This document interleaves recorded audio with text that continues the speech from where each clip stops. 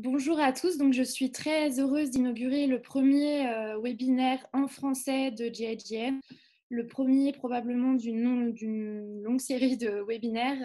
Et je peux d'ores et déjà vous dire qu'il y en aura un la semaine prochaine, mardi prochain, sur les pistes d'enquête à explorer sur la gestion de la crise sanitaire par les pouvoirs publics et économiques pendant la pandémie. Euh, on va aborder des sujets très variés aujourd'hui avec nos trois intervenants que je remercie vraiment beaucoup d'avoir libéré un peu de temps pour participer au webinaire parce que je sais qu'ils sont très occupés. On va aborder donc la question de la protection de la santé des journalistes qui vont sur le terrain et de leurs sources. La question de la désinformation et des fake news qui prolifèrent depuis le début de la pandémie. Et enfin, la question du développement de la censure et de la propagande très inquiétant qui a lieu autour du monde à mesure que le virus se propage. Donc avec nous, on a trois intervenants de choix. D'abord, Olivia X, vous êtes médecin du travail à l'AFP, spécialiste de la médecine du voyage et des psychotraumas. Valdez Onanina, vous êtes journaliste pour le premier site de fact-checking francophone en Afrique, Africa Check. Et Sandrine, vous êtes la rédactrice chef du réseau international de journalisme d'investigation Forbidden Stories, dont vous allez nous parler un peu plus tard. Avant de commencer, je voudrais juste vous préciser que ce webinaire est enregistré, donc on diffusera après l'enregistrement sur YouTube. Et enfin, surtout de vous inciter à poser toutes vos questions sur la petite lettre qui se situe en bas de votre écran, qui a une sorte de chat. Vous pouvez poser vos questions et mon confrère Marc Bouchage les posera ensuite au reste des intervenants pour qu'ils y répondent à la fin du webinaire. Olivier, je vous propose qu'on commence avec vous. J'ai reçu déjà beaucoup de questions en amont et avant le webinaire sur la question de la protection de la santé des journalistes. Est-ce que vous pouvez nous dire ce que les journalistes, en gros, doivent savoir avant d'aller le terrain? Alors, tout d'abord, c'est vrai qu'il y a beaucoup d'informations, fausses qui circulent et même des informations fausses qui sont données par, les gouvernements et notamment notre gouvernement français en ce qui concerne, par exemple, la question des masques. Donc c'est difficile de s'y retrouver. Tout d'abord, donc c'est une ma vous le savez que c'est une maladie qui se transmet entre les hommes. Cette transmission, elle se fait principalement par, les gouttelettes qu'on va émettre, par notre bouche et notre nez lorsque l'on parle, lorsqu'on tousse, lorsqu'on éternue. Donc on appelle ça une transmission gouttelette. C'est la même sorte de transmission pour la tuberculose, par exemple, et la grippe. Alors cette transmission gouttelette, ça veut dire que, lorsqu'on va être dans une, relation, quand on va être dans un contact étroit avec une personne qui est malade, on a un risque d'attraper cette maladie. Et qu'est-ce que c'est qu'un contact étroit? C'est un contact de plus de 15 minutes à moins d'un mètre de distance. Alors, les gouttelettes, elles vont sortir par la bouche, même simplement quand on parle. Donc, c'est pour ça que même quelqu'un qui ne va pas, tousser ou éternuer peut vous contaminer. Évidemment, lorsqu'on éternue, on va projeter des gouttelettes beaucoup plus loin et un plus grand nombre de gouttelettes. Lorsque l'on tousse, on va projeter des gouttelettes un peu moins loin, mais quand même plus loin que lorsqu'on parle et en plus grand nombre. Donc, c'est le moyen, il faut vraiment retenir que c'est le moyen principal de contamination. Ensuite, il y a une deuxième contamination qui est possible par contact, c'est-à-dire que ces gouttelettes que la personne tousse vont se déposer sur la surface, par exemple, de la table. Et lorsque vous allez toucher la table avec votre main et qu'ensuite vous allez porter la main à la bouche ou au nez, vous allez avoir des parties du virus sur les mains et vous allez vous contaminer. C'est une possibilité, mais il faut quand même limiter l'inquiétude par rapport à cette contamination-là. Parce qu'on lit, par exemple, que le virus survit de longues heures sur les différentes surfaces. Ils ont mesuré sur le carton, le métal, etc. Certes, le virus ou des particules virales peuvent survivre, pas forcément en quantité suffisante pour vous infecter et vous rendre malade. Donc, c'est principalement de personne à personne. Et ensuite, si vraiment quelqu'un vient de tousser sur une surface et que vous la touchez, vous allez avoir une quantité de virus peut-être importante avec un risque. C'est pour ça que ces deux modes de contamination, de transmission, vont donner vont donner les conduites à tenir par rapport à la protection. Donc, l'important, c'est vraiment de bien retenir que c'est principalement par contact interhumain. Ensuite, ce qui est très important, c'est que c'est une maladie qui, dans 80% des cas, donne des symptômes tout à fait peu graves et parfois même des symptômes très, très bénins et très, très minimes.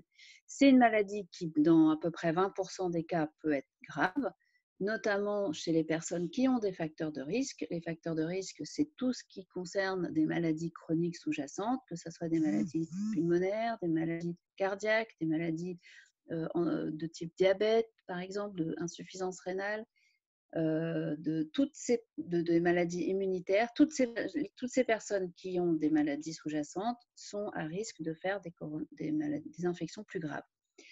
Bien sûr, de temps en temps, quelqu'un qui est en pleine santé peut avoir une forme grave, mais c'est tout de même assez rare. Donc, ces 20% des cas, dans ces 20% des cas, il y a à peu près 5% qui va être très sévère, qui va nécessiter une hospitalisation. Donc, ce qui est troublant, c'est que, comme on voit à la télé et partout, on parle beaucoup des gens en réanimation, et c'est normal, des cas graves, beaucoup de gens ne se rendent pas du tout compte qu'ils ont un début d'infection au coronavirus. Et ça, c'est ce que j'aimerais que vraiment vous reteniez de façon très claire.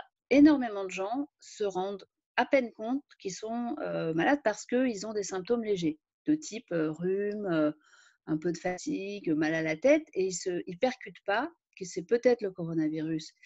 Et ils contaminent un certain nombre de leurs proches parce qu'ils ne prennent pas de précautions supplémentaires. Donc, les symptômes qu'on peut avoir, au début, vous avez peut-être entendu parler de fièvre et toux. En gros, si on n'avait pas fièvre et toux, ce n'était pas le coronavirus. On a beaucoup évolué par rapport à ça. Et aujourd'hui, donc, dans l'ordre, en effet, c'est fièvre, toux, fatigue, maux de tête, courbatures, douleur de tout le corps, douleur du dos, douleur musculaire, douleur articulaire.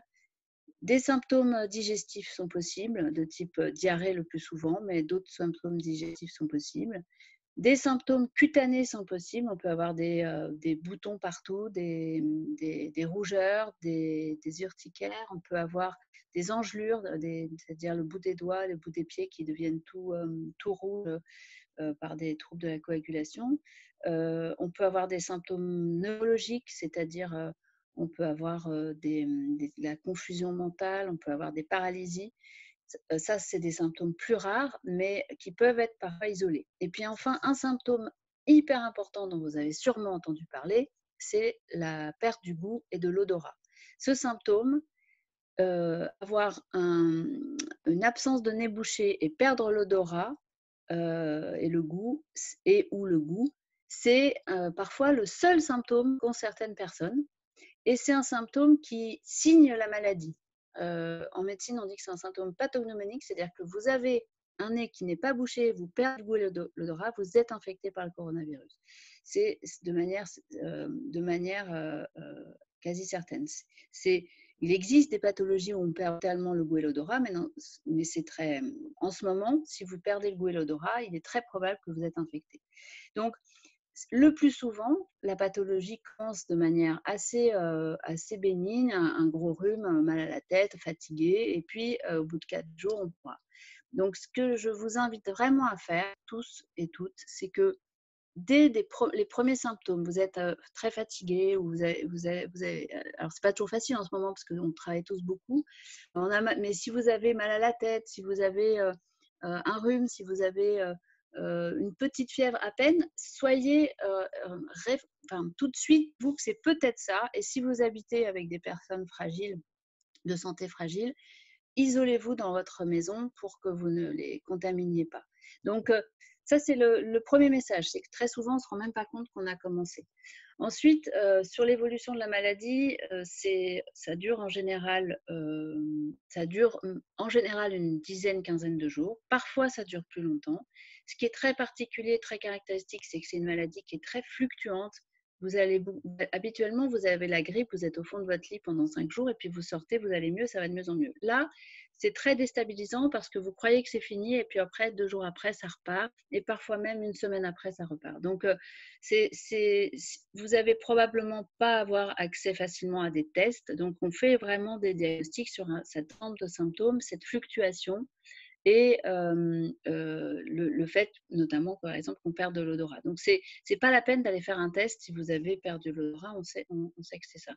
Donc, cette évolution, elle est fluctuante, elle est perturbante, elle peut s'aggraver brutalement autour du 7e, 9e jour et nécessiter une hospitalisation pour mise sous oxygène et éventuellement une réanimation. Mais parfois, le plus souvent, une mise sous oxygène suffit.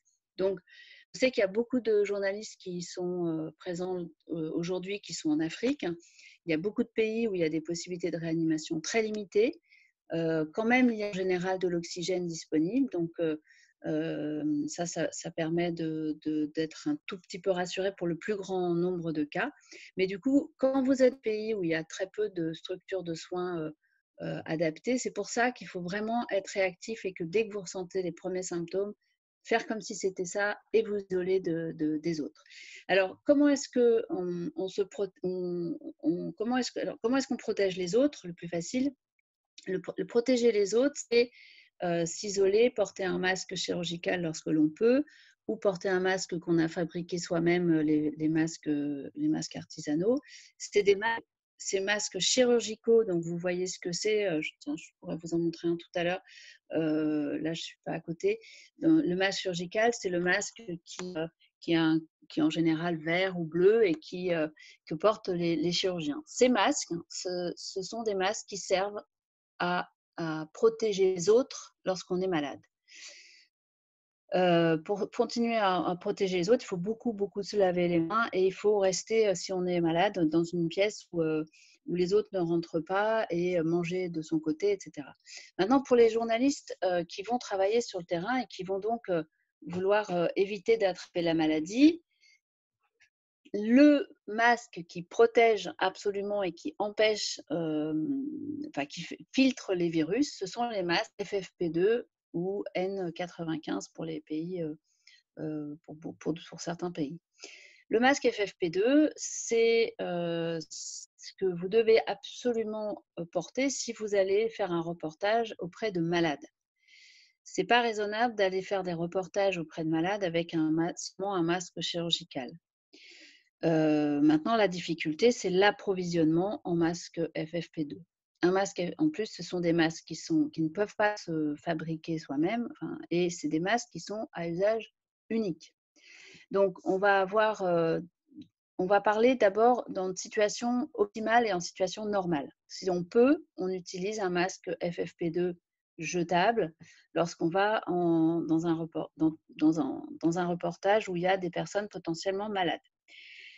Ce masque, si vous n'en avez pas plusieurs et qu'on est en situation donc dégradée, donc c'est pas quelque chose qui est recommandé quand on peut l'éviter, mais si vous n'avez pas le choix, c'est un masque que vous pouvez réutiliser.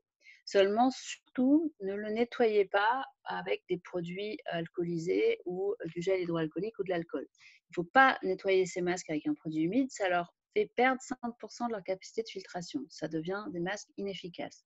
La seule façon de le nettoyer, entre guillemets, c'est de le passer au chaud, de le passer dans un four à 70 degrés.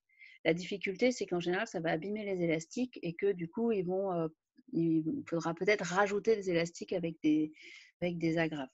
Donc, passer un masque FFP2 au chaud pendant 30 minutes à 70 degrés permet de tuer les virus dessus et de le réutiliser si on n'a pas d'autre solution. Surtout pas au sèche-cheveux qui va faire voler le virus partout. Donc, le masque FFP2, c'est celui qui permet d'éviter de tomber malade. Quand on n'a rien, quand on n'a pas de masque FFP2, le fait de porter un masque chirurgical, c'est mieux que rien du tout.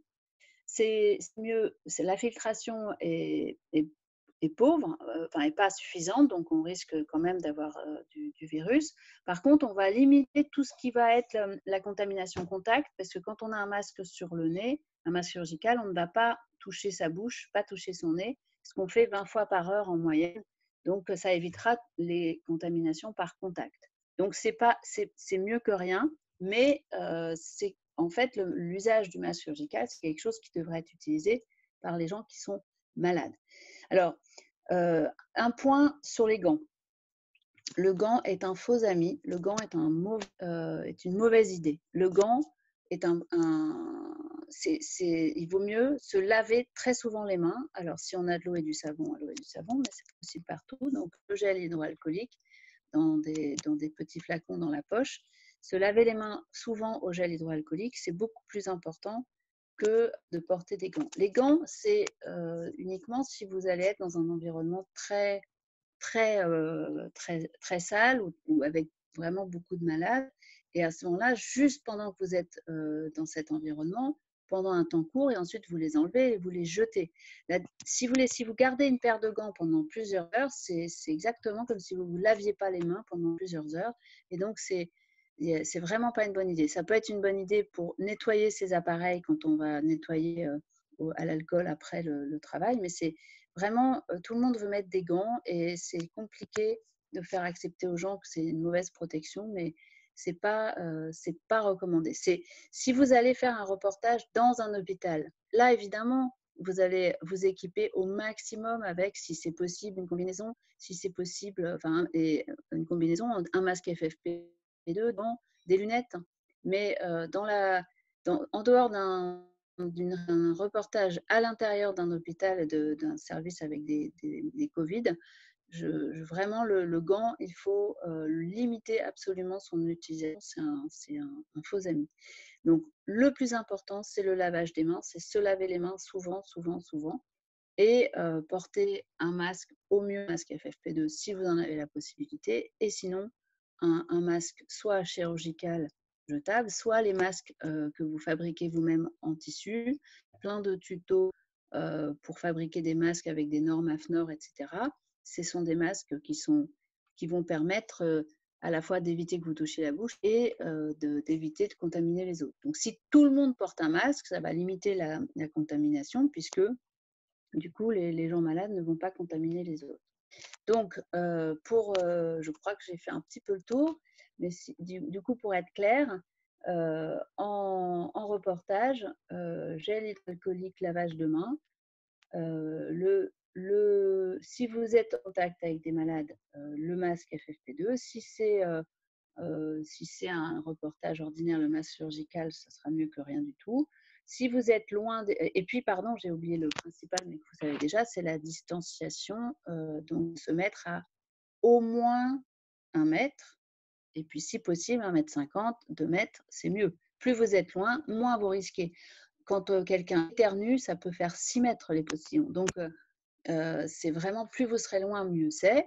Et puis, alors la question des lunettes ou des visières, c'est important aussi, si vous êtes en contact avec des personnes, de porter au moins des lunettes de protection. Alors, des lunettes de protection qui sont un petit peu larges, qui sont un petit peu larges et si possible un peu fermées sur le côté, ce qui permet de limiter la projection de postillons dans les yeux qui seraient contaminants. Alors, ça peut être un masque, il faut éviter, ça peut être un masque si on n'a qu'un masque, ça peut être des lunettes de piscine, mais il faut pouvoir les nettoyer, il faut que tout le matériel que vous utilisez, vous puissiez le nettoyer. C'est ça que je voulais dire sur le masque que vous fabriquez vous-même. Ces masques, il faut les changer quand même au bout de maximum 4 heures, et il faut les nettoyer à 60 degrés au moins pendant au moins 30 minutes. Donc, c'est qu'il faut passer à la machine à 60 degrés, ou en tout cas, c'est des produits qu'il faut laver et qu'il ne faut pas garder longtemps, pas plus que 4 heures. Donc, après, sur les questions des reportages, votre matériel, il faut le désinfecter, et c'est là où il faut éviter tout ce tout ce qui est mousse. Donc, par exemple, il faut enlever les bonnettes sur les micros.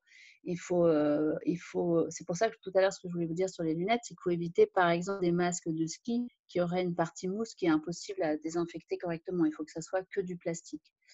Donc, pour vos appareils photo ou les caméras, il faut, après chaque demi-journée de travail ou journée de travail, en fonction du type de reportage que vous allez faire, nettoyer votre matériel. Donc, soit toujours pour tuer ce virus, il faut que ça soit de l'alcool à au moins 60 degrés. Et donc, le problème, c'est que ça peut abîmer vos appareils. Donc, il faut, si vous avez à disposition, il faut des lingettes, mais c'est pareil, il faut des lingettes qui soient efficaces sur le virus. Donc, il faut des lingettes avec la norme virucide spéciale coronavirus. C'est pas toutes les lingettes désinfectantes, elles ne sont pas toutes efficaces contre le virus. Donc, c'est important de vérifier, par exemple, les lingettes désinfectantes du commerce qui sont à usage domestique, elles ne sont pas efficaces la plupart contre le coronavirus. C'est une norme bien particulière que je ne connais pas par cœur, qui est, je peux vous la donner tout à l'heure, parce que je l'ai dans mes notes, mais il faut que ces produits soient normés contre le virus en question. Donc, sur votre matériel, l'alcool à 60 degrés, plus de 60 degrés, ça, c'est efficace sur le virus. Le javel dilué, c'est efficace sur le virus. Mais c'est des choses à faire de façon régulière. Et dans ces moments-là, par exemple, vous pouvez porter des gants pour pas vous abîmer les mains. Alors, est-ce que j'ai fait le tour à peu près de la question? Est-ce que j'ai oublié des choses importantes? Là, on a déjà un bon début et je pense qu'on y reviendra peut-être plus tard si on a le temps avec d'autres questions plus précises. Mais merci beaucoup. En tout cas, c'est utile. Valise, du coup, l'OMS a parlé d'infodémie. On parle beaucoup de l'explosion des fausses informations depuis le début de la pandémie. Je sais qu'Africa Tchèque a été créé d'ailleurs dans un contexte de désinformation aussi sur la santé. Est-ce que tu peux nous raconter un peu Ouais, déjà, bonjour à tous. Merci de nous avoir rejoints. Déjà, je vais commencer par la question de l'infodémie qu'évoque l'OMS. Certes, le moment est peut-être approprié pour parler d'infodémie, mais je pense que depuis, avec les nouveaux médias, on peut considérer qu'on est en période d'infodémie. Parce qu'aujourd'hui, il suffit peu pour qu'une information, pour qu'un sujet devienne viral dans les médias et sur les réseaux sociaux. Et on ne peut pas dire qu'aujourd'hui, la maladie à coronavirus 2019 en fait peu. Donc, c'est un peu normal que sur tous les médias, sur tous les réseaux sociaux, il y ait autant d'informations, il y ait une masse virale d'informations sur le COVID-19. Mais maintenant, est-ce que le fait qu'il y ait autant d'informations signifie que les gens sont autant informés sur cette maladie? C'est là la question. Et c'est justement là où intervient la question de la désinformation autour de cette maladie-là.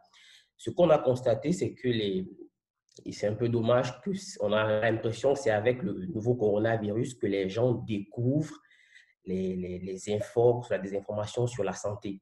Pourtant, elle n'est pas nouvelle.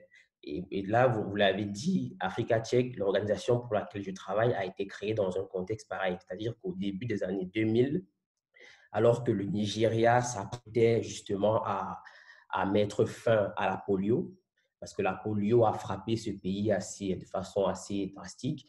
Le pays s'apprêtait justement à mettre fin à la maladie. Il y a eu des chefs religieux, il y a eu des chefs politiques qui se sont levés et qui ont fait des déclarations en indiquant que voilà, il ne fallait pas faire vacciner les enfants parce que les vaccins contre la polio rendaient stériles, en gros. Et là, ce qu'on a constaté, c'est que les gens ont arrêté de faire vacciner leurs enfants. Et malheureusement, alors que le pays était en train d'éradiquer cette maladie, il y a eu une recrudescence de cas de polio. C'est une histoire qui est racontée par le fondateur d'Africa Tchèque, Peter Koenig-Jones, parce qu'il était chef du bureau de l'AFP au Nigeria à cette époque.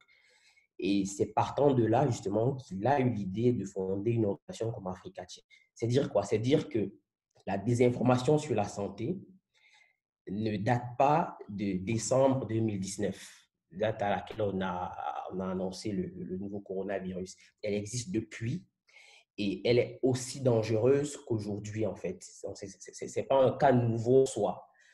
Et lutter, et c'est assez particulier parce que quand on travaille sur des questions de désinformation, il y a des informations en déclaration politique, économie, mais la santé, c'est assez particulier parce que ça concerne directement la vie des gens. C'est-à-dire que on peut vous dire, je prendrai un exemple sur le coronavirus, on peut vous dire que voilà, euh, l'ail et le citron guérissent du cancer. Par exemple, nous en Afrique, on est sur un continent où les gens ont peu de moyens pour se soigner, mais c'est très facile pour eux de croire que voilà, voici une piste qui pourrait me permettre de guérir de telle ou telle maladie. Vous voyez ce que je veux dire? Et ça, c'est un problème aujourd'hui. Donc, lutter contre la désinformation sur la santé, c'est déjà lutter contre les systèmes de croyance. Et on sait que les systèmes de croyance des gens c'est très difficile de les déconstruire. Les gens sont plus aptes à croire en des choses qui les confortent dans leurs convictions. Je prends l'exemple très récemment en Côte d'Ivoire où il y a eu cette rumeur selon laquelle il y avait, vous savez, tout le débat qui est autour de la chloroquine. Ils ont dit que le Nîmes, les feuilles de Nîmes, l'arbre de Nîmes contenaient de la chloroquine. Et on a vu des gens se ruer sur les feuilles de Nîmes et tout, et tout, et tout. Nous, Africa Tchèque, on a fait un article pour dire aux gens, la chloroquine ne se trouve pas dans les feuilles de Nîmes. Avec tous les détails, on a interrogé des experts qui ont expliqué c'était quoi la chloroquine, c'était quoi la quinine, c'était quoi les feuilles de Nîmes. Certes, elles ont des vertus, mais elles n'ont pas ce à quoi on s'attend, donc la chloroquine. Malgré ça, il y a même des gens qui, voilà, qui commentent l'article en disant que voilà, mais moi quand même, je pense que c'est amer, donc il y a la chloroquine. Donc, c'est-à-dire, vous voyez la difficulté qu'il y a autour de ça. Déconstruire les fausses informations sur la santé, ce n'est pas évident. Vous devez déconstruire, comme je l'ai dit, les systèmes de croyance, mais aussi l'effet placebo, parce qu'il y en a qui vous disent, en tout cas, quand moi je prends, ça marche. Donc voilà, pour eux, c'est quelque chose qui est fonctionnel. Alors, nous, ce qu'on se dit, c'est face à ce grand flux d'informations qu'on a aujourd'hui, d'informations et de fausses informations qu'on a aujourd'hui sur le nouveau coronavirus. Intervenante précédente, Olivia, d'ailleurs, elle relevait que même le gouvernement français donnait de fausses informations. Nous, ce qu'on s'est dit aujourd'hui, c'est la réponse qu'on peut donner parce que les articles de vérification des faits ne suffisent pas. On s'est très vite rendu compte que les articles de vérification des faits ne suffisent pas. Nous, ce qu'on propose, c'est donner la bonne information, c'est-à-dire que construire des fiches d'information pour transmettre au public. Mais ça aussi, ce n'est pas suffisant. C'est aussi utiliser le pouvoir des communautés parce que lutter contre la désinformation, ce n'est pas seulement un travail journalistique aujourd'hui. Il faut utiliser le pouvoir des communautés. C'est-à-dire que moi, aujourd'hui, je suis moins apte en tant que journaliste qui travaille sur la désinformation à communiquer la bonne information qu'un chef de quartier, par exemple, auprès de sa communauté. C'est aussi ça la stratégie que nous essayons à Africa Tchèque, par exemple, et en utilisant de façon très massive la plateforme de messagerie WhatsApp qui aujourd'hui, voilà, je pense, avec qui revendique à peu près 2 milliards d'utilisateurs aujourd'hui dans le monde, c'est dire la puissance de ce médium. Donc, on essaye aussi d'utiliser ce genre de médias pour aller le plus près possible des internautes ou des personnes tout simplement pour leur donner la bonne information. Parce qu'on part du principe que plus vous êtes proche des personnes, plus il y a de chances qu'elles puissent croire ou comprendre le message que vous apportez. Et je peux dire de mon expérience que ce n'est pas encore ce à quoi on s'attend, mais c'est quelque chose qui commence quand même à avoir de l'effet et à porter ses fruits. Voilà. Je ne sais pas si j'ai fait le tour de la question ou s'il y a des choses sur lesquelles vous aimeriez que je revienne. Non, merci. C'est très intéressant, effectivement, sur la manière d'atteindre les gens. Merci beaucoup pour ce contexte, ces contextes, et puis sûrement des questions après plus précises. D'accord. Du coup, Sandrine, vous avez publié à Forbidden Stories une enquête, un article très inquiétant sur le très fort contrôle en fait de l'information et la censure qu'on voit se développer dans le monde à mesure que la pandémie se développe. Est-ce que tu peux nous parler un peu de ce travail que vous avez fait et puis du travail de Forbidden en général? Je pense que qui gagne à être... Merci. Je vais commencer par vous présenter un peu Forbidden Stories parce que ça permettra d'orienter aussi les questions et puis d'expliquer dans quel cadre j'interviens. Forbidden Stories, c'est un réseau de journalistes c'est d'abord une association à but non lucratif qui a été créée il y a 3 ans par Laurent Ricard et dont le but est de prolonger les enquêtes de journalistes qui ont été menacés, arrêtés ou quelquefois tués. Donc, notre façon de travailler, c'est la collaboration, c'est-à-dire qu'on est une plateforme qui coordonne les enquêtes de journalistes du monde entier, du Guardian, du Monde, d'El País, du Washington Post ou d'autres. Et nous nous concentrons sur, en général, une grosse enquête par an. Et nous publions tous en même temps pour avoir plus d'impact. C'est important d'expliquer ce qu'on fait parce qu'on ne fait pas ce que font beaucoup d'associations qui sont absolument nécessaires, mais d'associations de protection des journalistes comme Article 19, comme CPJ, comme RSF, dont je vous invite à consulter les sites parce que sur leur site, vous trouverez aussi énormément de conseils pour travailler sur le terrain, période de Covid. Mais donc, nous n'avons pas la structure ou les ressources pour protéger les journalistes qui appellent à nous, mais nous sommes là pour protéger les histoires. Donc, on pense que quand un journaliste est menacé, arrêté ou tué parce qu'il travaillait sur un sujet interdit, cette histoire mérite d'être largement diffusée pour contrer la censure. Et le but, évidemment, à terme, c'est aussi d'empêcher les attaques en amont, puisque voilà l'intérêt à s'en prendre à un journaliste si vous en avez 40 qui viennent reprendre l'histoire et la diffuser largement après. Par exemple, la première enquête sur laquelle on a travaillé à Forbidden Stories, c'était le projet Daphné, du nom de Daphné Caruana Galizia, qui est une journaliste maltaise qui a été tuée dans l'explosion de sa voiture en 2017. Elle travaillait sur la corruption des élites dirigeantes, elle travaillait sur des réseaux mafieux, elle travaillait sur la vente de pastels. Et après sa mort, donc, les journalistes du projet Daphné ont prolongé ces enquêtes et les ont publiées en même temps.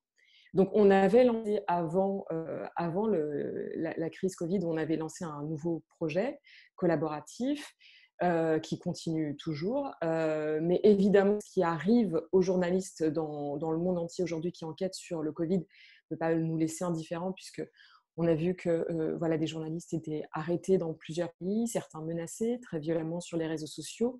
En Chine, les premiers journalistes citoyens qui ont enquêté sur le Covid et qui se sont rendus à Wuhan ont subi beaucoup de pression. Certains n'ont même plus donné de signe de vie. Donc, on a décidé de publier effectivement un article, c'était début avril, un article signé Audrey Travers, pour raconter ces histoires. Donc, on a contacté plusieurs journalistes. On a contacté un journaliste au Venezuela, Darfinson Rojas, qui lui a été arrêté pour avoir en fait fait son propre décompte. Donc, il a publié un décompte qui différait très légèrement de 8 victimes par rapport au décompte officiel, mais ça a suffi à être arrêté. Les forces spéciales sont arrivées chez lui, l'ont arrêté avec son père, ont violenté son père. Il a été relâché 15 jours plus tard, mais il est en libération conditionnelle et les charges pèsent contre lui sont toujours, n'ont pas été abandonnées. On a réussi à contacter d'autres journalistes en Chine qui ont témoigné sous couvert d'anonymat, parce que c'est très dangereux quand on est journaliste en Chine de parler à des journalistes étrangers. On a contacté Ruth Michaelson, qui était la correspondante du Guardian au Caire et qui a dû fuir le pays en catastrophe parce qu'elle avait publié une étude scientifique d'une université canadienne qui contredisait un petit peu la version officielle du gouvernement égyptien, qui publiait des chiffres beaucoup plus élevés que ceux sur lesquels communiquait le gouvernement égyptien. Donc, on a vu en fait que sur cette première vague de censure, plus ou moins violente, ce qu'on reprochait, c'était souvent de remettre en cause les chiffres officiels, le décompte officiel. Et ça se passait aussi souvent dans des pays qui sont quand même assez autoritaires et qui ont l'habitude de surveiller leurs journalistes de près et qui sont des pays déjà pointés notamment par le classement pour étant des pays qui ne respectent pas vraiment la liberté de la presse, mais il y a un durcissement des situations des journalistes en ce moment, et notamment de ceux qui osent remettre en question les versions officielles du Covid et du décompte dans leur pays. Et ce qu'on constate aussi, ce qui est très inquiétant, c'est que cette vague de censure, de menaces, concerne aussi beaucoup l'Europe. En Europe centrale et dans les Balkans, il y a énormément de journalistes aujourd'hui qui sont menacés quelquefois aussi par les gouvernements de leur propre pays. On l'a vu en Slovénie, on le voit en Hongrie. Il y a des lois extrêmement liberticides qui sont votées dans le cadre des états d'urgence et qui font peser aussi de graves menaces sur la liberté d'informer. Souvent, on vote des lois qui, sous couvert de protéger, enfin, d'empêcher les fake news, en fait, menacent très claires sur la liberté d'informer. Donc, on retourne complètement l'utilisation de la fake news, on la retourne contre les journalistes qui souvent mettent en cause voilà, les informations officielles. Et donc, évidemment, aujourd'hui, quand on s'intéresse aux censures qui pèsent sur les journalistes, la question du Covid est centrale et son traitement est central. Donc, c'est ce qu'on a couvert avec ce premier article qui est consultable sur notre site. Ici, il faut donner évidemment des conseils, mais voilà, encore une fois, on n'est pas non plus une structure qui a vocation à donner des conseils, mais on le fait en tant que journaliste d'investigation, comme vous l'êtes dans vos pays, mais c'est de faire très attention aux sources, parce qu'en tant que journaliste, on a quelques relais quand même à l'extérieur, mais les sources sont souvent plus fragiles que ne le sont les journalistes. Donc faites extrêmement attention à vos sources, et pas seulement pour la transmission du Covid, mais vraiment d'un point de vue, pour leur sécurité propre. Donc il faut évidemment faire attention à la sécurité numérique, aux outils sur lesquels on communique. Nous, on communique évidemment beaucoup sur des réseaux cryptés comme Signal, on a des clés PGP, on a nous-mêmes un Secure Drop qui permet aux journalistes qui veulent nous contacter de le faire de façon extrêmement sûre. Et voilà, il faut faire attention à la façon dont on communique, et éventuellement avoir un ordinateur ou un téléphone pour les enquêtes les plus sensibles qui n'est dédié qu'à ça. Et je vous laisse, en gros, ce qu'on peut dire, c'est globalement faire plus attention qu'on ne le fait encore en temps normal, faire attention à ses sources, lire tous les conseils que vous pouvez trouver sur les sites comme CPJ. Et voilà, je pense avoir fait à peu près le tour, et je peux répondre aux questions. Merci beaucoup, Sandrine. Oui, on voit qu'il y a une volonté de contrôle du récit un peu partout qui est vraiment inquiétante. Donc merci beaucoup. C'est Olivia. Je voulais juste rajouter un truc que j'ai oublié de dire qui est assez important, c'est que le risque de contamination il est beaucoup plus important à l'intérieur des espaces qu'à l'extérieur. Donc c'est important quand même de le savoir et de le prendre en compte pour le travail, parce que si vous voulez interviewer quelqu'un, il vaut mieux l'inviter à le faire à l'extérieur quand c'est possible. Il y aura moins de risques qu'il vous contamine. Justement, on a eu des questions là-dessus sur les espaces où l'interview plutôt à l'extérieur. Très bien. Voilà, et puis par exemple, une des choses problématiques, c'est les voitures.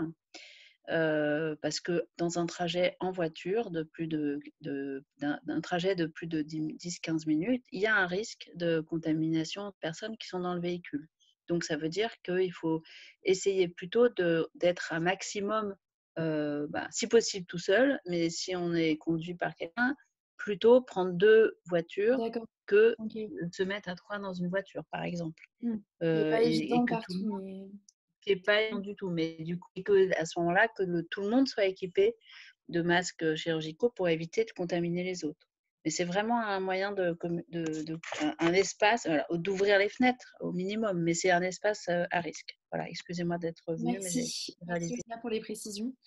Du coup, on peut peut-être passer aux questions des participants, Marc. Oui, on peut y passer. Justement, on avait une question sur comment se protéger dans une voiture. Donc, le prix qu'il faut porter des masques, et c'est voilà, je pense notamment aux équipes de télévision où il y a souvent un rédacteur et un jury. La question venait d'une journaliste française de télé. Donc, c'est le mieux donc dans la voiture, c'est donc de les fenêtres et de porter un masque chacun, c'est ça. Et il y avait une autre question. Je sais pas si vous... Pardon, j'avais enlevé le son, pardon. Oui, c'est ça. Donc, c'est ça. Le mieux, c'est si on peut tout seul ou à 2 maximum, comme ça, on peut se mettre en compte pour être le plus loin possible. Et si on ne peut pas, eh ben, tout le monde met un masque chirurgical et puis on ouvre les fenêtres lorsque c'est possible. Alors, la question de la clim, elle n'est pas tranchée scientifiquement, mais on sait que le virus craint le chaud, il se conserve au froid, donc il craint le chaud. Sauf que la température pour le tuer, c'est 60 degrés pendant une demi-heure. Donc, c'est pas la température extérieure. Et heureusement, seulement, plus on est dans le froid et plus ça conserve. Donc, il y a on n'a pas parlé, mais sur l'Afrique, on a un certain étonnement que finalement, ça ne se rase pas plus que ça par rapport au fait qu'il y ait beaucoup de populations qui sont dans une impossibilité de garder une distanciation sociale là, de plus d'1 mètre, etc. Et on pense qu'il y a plusieurs explications. Une serait peut-être la population en Afrique est plutôt plus jeune que sur l'Europe, donc c'est peut-être pour ça que il y a moins de gens qui meurent. Alors, des cas, il y en a certainement que les cas officiels ne correspondent pas aux cas réels, mais s'il y avait énormément de morts, ça serait impossible de le cacher. Donc, on pense qu'il y a une question de population, de peut-être, à part dans certains pays ou dans certains milieux, moins d'obésité, moins de diabète, et on a constaté qu'il y avait quand même un lien possible avec plus les gens sont aisés et plus ils ont des cas de corona. Est-ce que c'est l'obésité, le poids qui augmente avec les finances, ou est-ce que c'est la clim qui est plus disponible? On se pose la question. Donc en tout cas, clim, c'est plutôt à éviter si on peut.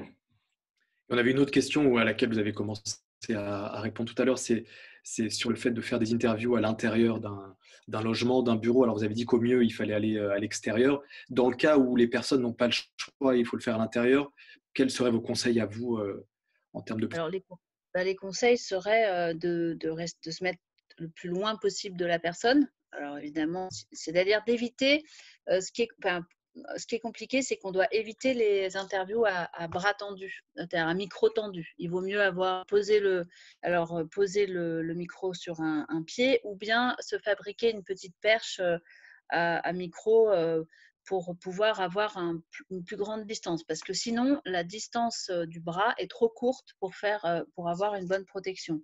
Donc, on peut porter un masque, l'idéal étant FFP2, mais c'est difficile de travailler avec un FFP2, d'autant plus quand il fait chaud.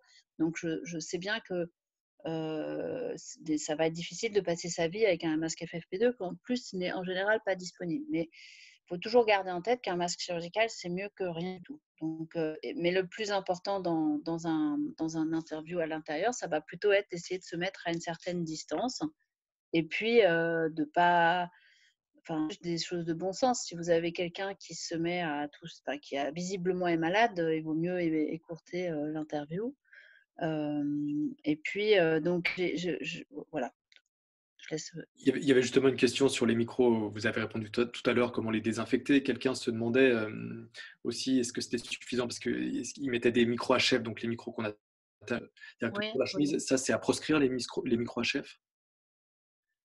C'est que non, parce que si vous le nettoyez bien à l'alcool après, vous pouvez utiliser des micros HF. Ça, c'est pas… Si vous nettoyez bien tout le matériel après chaque personne interviewée, après, c'est plutôt la personne qui va peut-être pas avoir confiance et qui va peut-être pas avoir envie qu'on lui fixe un micro HF. Mais si vous nettoyez bien le micro à l'alcool à au moins 60 degrés, je pense que c'est ce qui l'abîmera moins. Je pense que l'eau de Javel abîmera plus.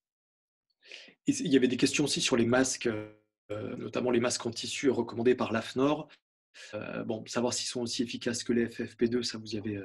Donc ça, non, ils sont aussi efficaces que les masques. Ils sont à peu près aussi… S'ils sont bien fabriqués suivant les normes avec plusieurs plis, etc., pour avoir plusieurs épaisseurs, ils sont d'une efficacité équivalente à des masques chirurgicaux.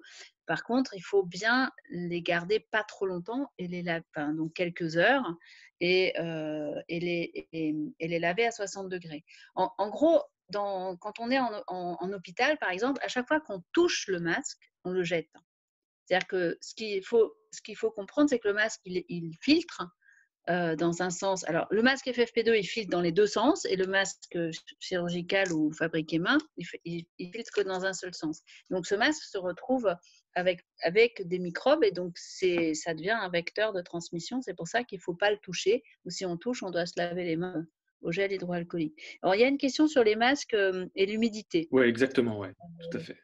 En fait, alors, Notamment, il y a… c'était là, oui, Voilà.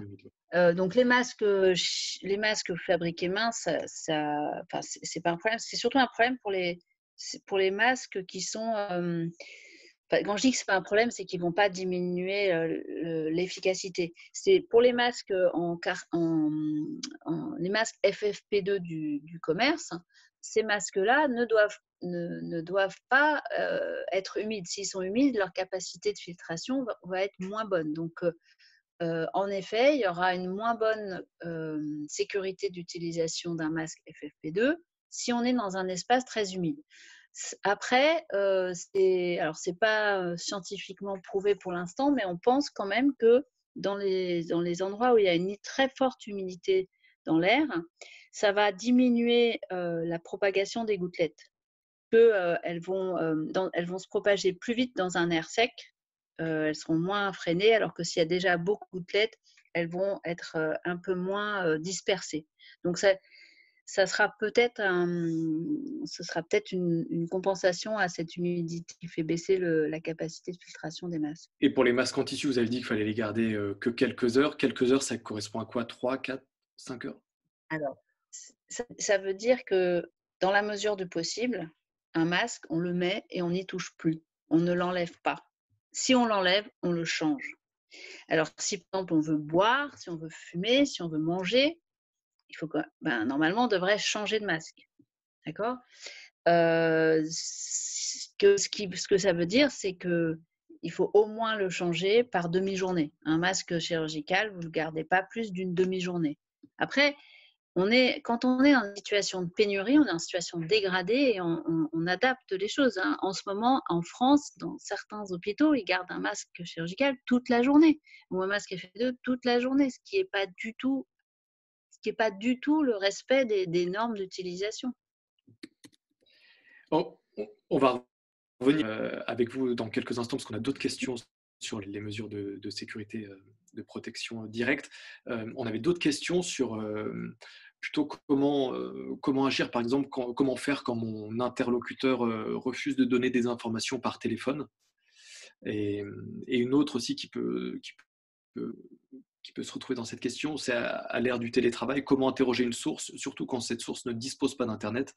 Alors, comment faire à la fois pour dire des informations si la personne ne veut pas les donner par téléphone, et comment se protéger peut-être au maximum. Je ne sais pas si Sandrine, c'est un point sur lequel tu peux éventuellement des conseils. Alors, c'est très compliqué, effectivement, avec certaines sources qui n'ont pas l'habitude des messageries cryptées ou de la communication cryptée, de communiquer sans les mettre en danger. Idéalement, ça se fait de visu. Avec le confinement, malheureusement, c'est impossible aujourd'hui, en tout cas dans la plupart des pays. Donc, quand une source, alors la plupart des sources n'ont pas l'habitude de communiquer avec des clés PGP et c'est extrêmement compliqué de leur apprendre au téléphone.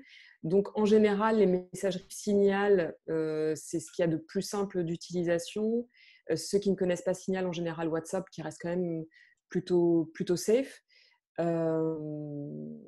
Le mieux, si l'on peut, et si on veut communiquer avec sa source, c'est de lui conseiller d'acheter un nouveau téléphone. Je pense que le sien peut être déjà sous surveillance. C'est a priori le conseil le plus sage. Mais si on a le moindre doute, je pense qu'il faut quand même penser à préserver sa source avant tout et ne pas l'exposer pour une information si on pense que sa sécurité est menacée. Et pareil, on avait deux autres questions qui se ressemblent un peu. C'est bon, qui a répondu en partie, mais c'est comment faire lorsque, pour vérifier des informations, je dois me rendre dans une autre localité et que la ville où je réside est placée en quarantaine. Et comment aller en reportage en période de couvre-feu. Euh, la police envahit la ville et il est impossible d'aller en reportage, surtout dans le cadre d'une situation qui se déroule la nuit, où il faudra aller sur le terrain pendant la nuit. Est-ce que ça, toi, tu aurais des conseils? Ça, c'est très compliqué parce que ça dépend beaucoup des pays, des risques qu'on prend. Et je pense que c'est au cas par cas que souvent les journalistes locaux sont quand même mieux à même d'évaluer la situation que nous de l'extérieur. Je pense qu'il faut éviter de prendre des risques inutiles. Je pense que la collaboration, en tout cas, ce que nous, on fait, mais avant le Covid, parce qu'on estime que c'est aussi une réponse journalistique adaptée à la mondialisation et aux enjeux qu'on traite aujourd'hui, c'est de collaborer entre nous, que ça peut être aussi une réponse, c'est-à-dire qu'on ne peut pas se déplacer, on peut contacter un journaliste localement pour lui demander de l'aide. On peut aussi, si on s'estime menacé, créer des réseaux de journalistes comme ça, forcément plus forts, parce qu'on est toujours plus fort quand on est plus nombreux. Donc je pense que ça reste la meilleure solution, des plateformes comme les vôtres qui permettent effectivement de créer du lien entre journalistes d'investigation. Je pense ont vraiment toute leur raison d'être aujourd'hui. Mais il n'y a pas de solution.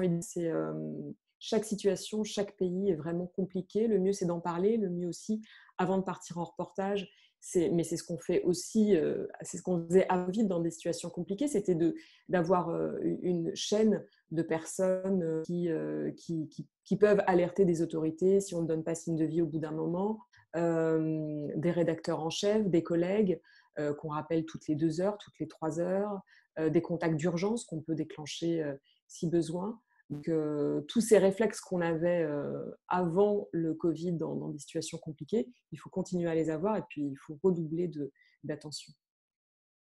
On a maintenant une question pour Valdez. Quelle est la typologie des fausses informations sur le Covid-19? La course officielle aux experts et scientifiques et aussi aux bases de données est-elle aisée ou cela rend difficile la vérification des informations? Bien, alors, nous, à Africa Tchèque, on a essayé de classer les différentes typologies de fausses informations sur le Covid. On a classé quatre différentes classes, je vais dire ainsi. On a très souvent des théories du complot. Et sûrement dû entendre parler de cette histoire selon laquelle le virus a été fabriqué ici et là, tantôt en Chine, tantôt aux États-Unis et tout. On a aussi surtout, et pour moi, c'est ça qui est bien grave en fait, c'est les remèdes en fait, les remèdes contre le Covid qui reviennent aussi beaucoup. Ensuite, on a des canulars comme ça qui arrivent, des images détournées ou des vidéos mises hors contexte. Récemment, vous savez qu'il y a eu ce débat sur les Africains en Chine qui auraient été bousculés par des Chinois parce que voilà, temps du Covid et tout. Et là, on a eu la semaine dernière une masse de vidéos comme ça, hors contexte, qui montrent des bagarres entre Africains et Chinois, des images qui n'avaient rien à voir en fait avec le contexte actuel en Chine. Donc, pour résumer, on a donc les vidéos et les images manipulées et mises hors contexte. On a les théories du complot, on a les canulars, et donc on a les remèdes et les prédictions. Quant aux sources, je ne dirais pas que c'est différent je veux dire, de avant Covid. C'est-à-dire que dans le travail de fact-checking que nous faisons, en général, on a un problème d'accès à l'information, un problème d'accès aux sources. Après, peut-être que ça correspond un peu au milieu où nous travaillons. Moi, je suis au Sénégal, mes autres collègues travaillent au Kenya, en Afrique du Sud, peut-être qu'ils ont moins de problèmes et d'autres sont au Nigeria. Les sources ne sont pas très accessibles, mais on essaie de faire du mieux qu'on a. Après, de notre côté, il y a l'information officielle qui, aujourd'hui, un problème se pose, est souvent récusée par une partie des internautes, une partie de la population qui doute des chiffres qui sont avancés par le gouvernement. Ça, honnêtement, nous, on fait de la vérification des faits, c'est-à-dire qu'on vérifie après publication. On ne peut que pour le moment se tenir aux chiffres. Par exemple, si je dois vous donner les chiffres sur le Sénégal, on ne peut que s'en tenir aux chiffres qui sont communiqués par le gouvernement sénégalais parce que c'est le seul qui est habilité à comptabiliser le nombre de cas. Parce que s'il faut commencer par pays à récuser les chiffres que donnent les gouvernements, ce serait peut-être aussi utiliser les chiffres de l'OMS finalement. Donc, Ça, la vérité, c'est qu'on n'aura pas de véritables chiffres en fait sur le nombre de cas, sur le nombre de malades du Covid-19, quel qu'en soit le pays, quel qu'en soit le continent. Mais on est obligé dans la situation actuelle, dans l'état des choses actuelles, de se concentrer sur les chiffres qui sont donnés par ces différentes institutions et gouvernements. Mais nous, ce qui nous intéresse, et ça c'est vraiment un avis très personnel, ce qui me semble plus important, c'est surtout de mettre l'accent sur les fausses informations qui peuvent atteindre la santé des personnes ou alors créer des tensions sociales. Parce que dans des pareilles circonstances, des gens profitent pour bouger la fibre raciste, pour bouger les fibres nationalistes et vice-versa. Et c'est assez dangereux en fait. Nous, ce sont ces informations qui nous intéressent le plus et c'est à elles en tout cas qu'on donne le plus de priorité dans le traitement des informations qui nous tombent dessus. Justement, on a une question sur les chiffres qui était directement demandé à toi, Sandrine, c'est comment ou sur quelle base les journalistes dont tu as parlé arrivent à avancer des chiffres qui contredisent les versions officielles et est-ce que leur décompte est fiable dans cette période compliquée? Ce sont les chiffres communiqués par les États et l'OMS qui sont les plus utilisés aujourd'hui par les médias.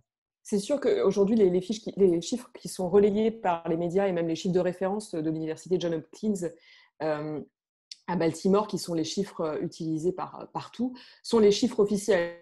Donc, pour l'instant, et en l'absence de toute possibilité de vérification dans certains cas, il faut s'appuyer sur ces chiffres. Néanmoins, les journalistes qui ont contesté certains chiffres pouvaient s'appuyer soit sur les témoignages de certains médecins ou d'hôpitaux qu'ils ont pu avoir. Et de temps en temps, c'est même une contestation du décompte qui se fait à quelques cas près. Dans le cas du journaliste vénézuélien, c'était une contestation à 8 cas près, donc qu'il avait pu vérifier lui-même en passant des coups de fil. Ce qui est intéressant aussi dans le cas d'un journaliste pu contacter, qui est un journaliste iranien qui s'appelle Mohamed Massaed. Lui, il parlait de 2 cas et en l'occurrence, il relayait une information dans un premier temps officielle signalant des cas d'infection au Covid à Qom, une ville chiite en Iran. Et c'était des cas qui étaient contestés qui ont été contestés ensuite par les autorités officielles. Donc, il n'a fait que relayer lui-même une information officielle qui ensuite a été contre. Dans certains cas, comme par exemple pour l'exemple de Ruth Michaelson du Guardian, en fait, elle s'appuyait sur une étude scientifique qui avait été réalisée par une université à Toronto, qui expliquait sur la base des personnes qui quittaient l'Égypte, avait fait une projection pour dire qu'en Égypte, le cas probable de contamination, c'était une projection scientifique très précise, serait probablement de près de 1000, alors que l'Égypte, à l'époque de cette publication, ne communiquait que sur quelques dizaines de cas. Donc, effectivement, dans ce cas-là, le décompte ne pouvait pas se faire personne par personne, mais elle s'appuyait sur une étude documentée. Et la plupart, en tout cas tous les cas qu'on a mentionnés dans notre article, sont des cas extrêmement fiables de journalistes qui avaient leurs propres sources, qui s'appuient sur des études scientifiques précises. Mais c'est vrai que quand on parle de milliers, de dizaines de milliers, aujourd'hui, dans certains pays, on ne peut compter que sur les chiffres officiels. Et on verra après, dans un second temps, avec des mesures scientifiques et les dépistages, on pourra voir quelle était effectivement la proportion de personnes réellement contaminées. Mais c'est très difficile comme exercice. Merci. Olivier, on a besoin de votre aide pour quelqu'un qui nous a écrit, qui a besoin de décrypter un communiqué de presse du ministère malien de la Santé qui a été publié fin mars et qui dresse le nombre total de cas de Covid-19 dans le pays. Dans ce communiqué, il est expliqué que sur les 18 cas enregistrés à cette date, 14 sont importés et 4 sont autochtones. Alors la personne qui est journaliste qui nous a écrit s'interroge sur la signification des termes importés autochtones. On vient à se demander, ça veut dire que le virus existait au Mali avant l'importation des cas? Non, ça veut dire que sur les 18 cas qui ont été constatés au Mali, 14 cas sont des voyageurs, c'est-à-dire de personnes qui sont arrivées d'Europe, de Chine, de quelque part, et qui sont malades à leur arrivée, ou donc on estime qu'ils sont arrivés avec le corona du pays où ils étaient. Par contre, les cas autochtones, c'est des gens qui n'ont pas bougé du Mali et qui ont probablement été en contact avec une des personnes qui avait un cas importé et qui sont tombés malades. C'est ça que ça veut dire. Ça veut dire Non, il n'y avait pas ça n'existait pas avant qu'il soit apporté des, par des personnes venant d'un pays qui avait des cas qui étaient déjà présents. Si vous voulez, aujourd'hui, vous savez tous que ça a commencé en Chine, mais que ça n'a pas mis très longtemps à se propager un peu partout, et que finalement, on sait aujourd'hui que ça a commencé en janvier aux États-Unis. Il y a déjà eu plein de cas. On se rend compte rétroactivement maintenant. On s'en rendait pas compte à l'époque, mais dans tous les pays actuellement, on se rend compte que finalement la mauvaise grippe qui avait eu un tel en janvier ou février, c'était déjà le corona. Hein. Donc c'est simplement à l'époque, c'était des cas un peu sporadiques. Et on faisait pas le lien, on ne pensait pas que c'était déjà arrivé en Europe ou aux États-Unis. Comme on est avec vous, il y avait une autre question, c'est est-ce que lorsqu'on est amené à rencontrer un malade du Covid-19 qui est en convalescence, qu'on doit le rencontrer pour faire une interview, recueillir son témoignage, est-ce que ça représente un risque pour le journaliste ou la journaliste qui va réaliser cette interview-là? Ouais, c'est une question importante. J'ai pas abordé pendant combien de temps on était contagieux. Ça, c'est une question à laquelle il est malheureusement très difficile de répondre. Ce qui se passe, c'est que de manière certaine, on est contagieux plus longtemps que les symptômes. D'abord, on n'en a pas parlé, mais tout le monde sait qu'il y a des cas asymptomatiques. Donc, il y a des gens qui n'ont aucun symptôme et qui sont pourtant infectés par le virus et contagieux, qui ont du virus dans la gorge et qui vont avoir des postillons pleins de virus. Donc, il y a des cas asymptomatiques. Et puis, pour les gens qui ont des symptômes, la contagiosité, je ne l'ai pas précisé, elle commence 24 heures avant l'apparition des symptômes et elle continue un temps qui est à l'heure actuelle pas connu avec certitude. On estime qu'en gros, on est contagieux pendant 3 semaines après le début des symptômes. Et c'est assez rare que les symptômes durent 3 semaines. Ce qui est sûr, c'est qu'on est contagieux tant qu'on a des symptômes et que finalement, ça continue encore après. Donc, il faut considérer par rapport à la fois au risque pour le journaliste et puis pour les gens qui sont malades, le moment auquel ils peuvent ressortir travailler ou être en contact avec des proches. Si on veut être du côté de la sécurité, il faut compter 3 semaines par rapport au début des premiers symptômes. Donc, si vous allez interviewer quelqu'un qui est en train de se remettre, ça dépend depuis combien de temps il est malade. Avec quand même un doute sur certaines personnes qui seraient peut-être contagieuses plus longtemps. Mais s'il a commencé à être malade 3 semaines avant, on est assez certain qu'il peut être encore très fatigué. Par exemple, il peut même encore tousser, parce que parfois la toux, c'est un symptôme qui peut durer parce que la toux, elle devient un peu irritative, elle n'est pas liée au virus. Donc, si on veut être du côté sécurité, on ne va pas voir des gens si ça ne fait pas 3 semaines qu'ils ont commencé à être malades. Après, s'ils portent pendant toute la durée de l'interview, retirer un masque chirurgical, vous n'êtes pas en danger. Hein. Mais c'est le malade qui doit le porter. Très bien, merci beaucoup. Je vais encore poser une dernière question, puis j'ai encore une question pour les deux autres intervenants. Quelqu'un nous écrit pour dire que, donc oui, il a été question d'un vaccin, de savoir s'il a bien été question de tester des vaccins contre le Covid-19 dans certains pays africains. Est-ce que ça vous avez... Il y a eu un scandale en France après une émission télévisée où j'ai oublié qui c'est parce que il y a beaucoup d'informations en ce moment, donc j'ai le cerveau un peu plein, mais je ne sais plus si c'était en tout cas, c'était quelqu'un qui avait un poste à responsabilité en France, peut-être de l'INSERM ou il faut vérifier, je ne me souviens plus de qui a... C'était M. Jean-Paul Mira, si je peux aider. De l'INSERM. Merci. Je savais que ce serait au taquet. En tout cas, qui ont dit ouais, on n'a qu'à faire des essais vaccinaux et puis on n'a qu'à les faire en Afrique puisque de toute façon là-bas ils n'ont rien. Donc ça a été dit en effet par un responsable français qui s'est excusé après, mais c'était trop tard, le mal était dit. Donc, comme nous disait tout à l'heure notre fact-checker, c'est le problème du racisme et de l'ostracisme a bien prospéré avec ce corona. Et là, tout à l'heure, vous parliez des cas autochtones et des cas importés.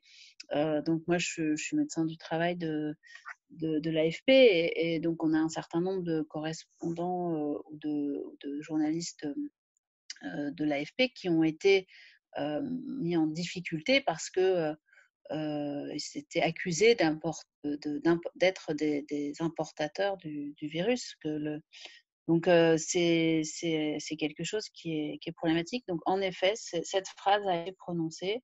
Après, pour l'instant, on est assez loin du vaccin, hein. On n'est pas du tout prêt à avoir un vaccin pour cette maladie et on n'a pas non plus de vision très claire sur les traitements puisque tout le monde s'écharpe sur les efficacités des uns et des autres de traitements. Pour l'instant, on n'a rien qui soit certain sur quelque chose qui serait efficace, hein.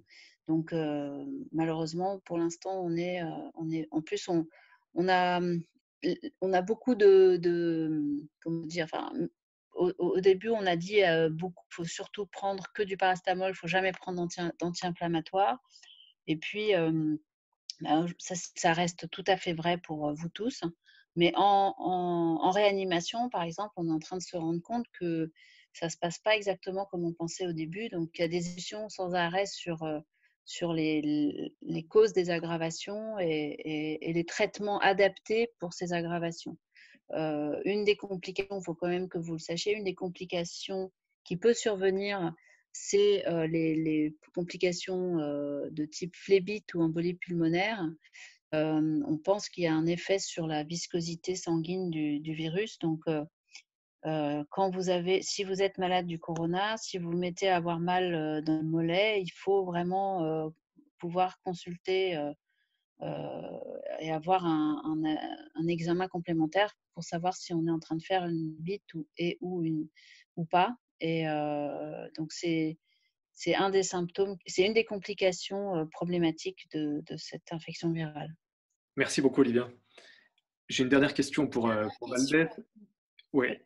Puis une toute dernière pour Sandrine, puis ça va aller. Valdès, est-ce que dans le travail qui est mené par Africa Check, vous avez déjà constaté que des experts interrogés pour la rédaction des articles de vérification, que ces experts avaient des avis contradictoires ou divergents sur le Covid-19 ?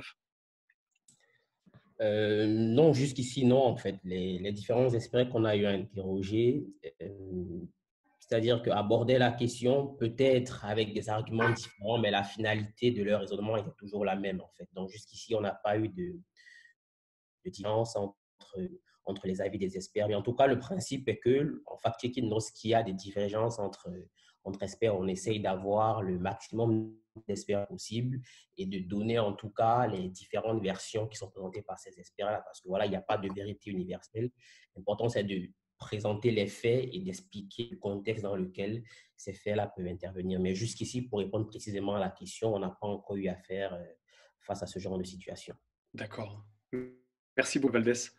Et la toute dernière question, du coup, c'est pour Sandrine.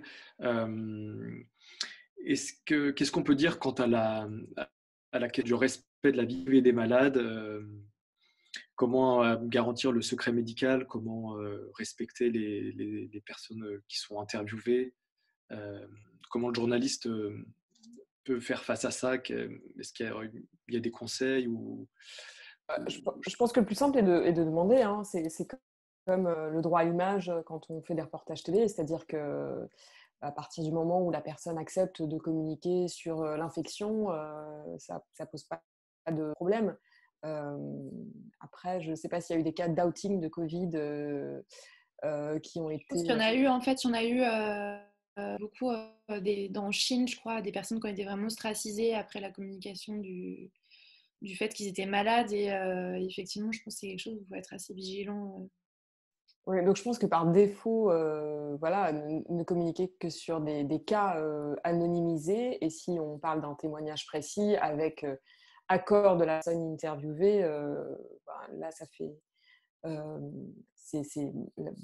j'imagine que tout peut être publié, quoi. Donc, par défaut, partir du principe que c'est le secret médical qui s'applique. Merci beaucoup. Merci beaucoup, Marc, pour la gestion des questions. Et merci du coup à tous les trois d'avoir pris le temps de répondre à toutes ces questions et de nous parler de votre travail. Et merci à vous tous du coup d'avoir participé. Merci à Olivier, à la technique, on ne voit pas. Et voilà, j'enverrai très bientôt la vidéo qu'on va diffuser sur YouTube pour tous les gens. Je pense qu'il y a pas mal de gens qui ont dû avoir des problèmes aussi pour se connecter. Comme ça, vous pourrez revoir la discussion et le panel dans son intégralité d'ici quelques heures. Voilà, merci à tous et à bientôt. Merci, au revoir. Merci. Merci.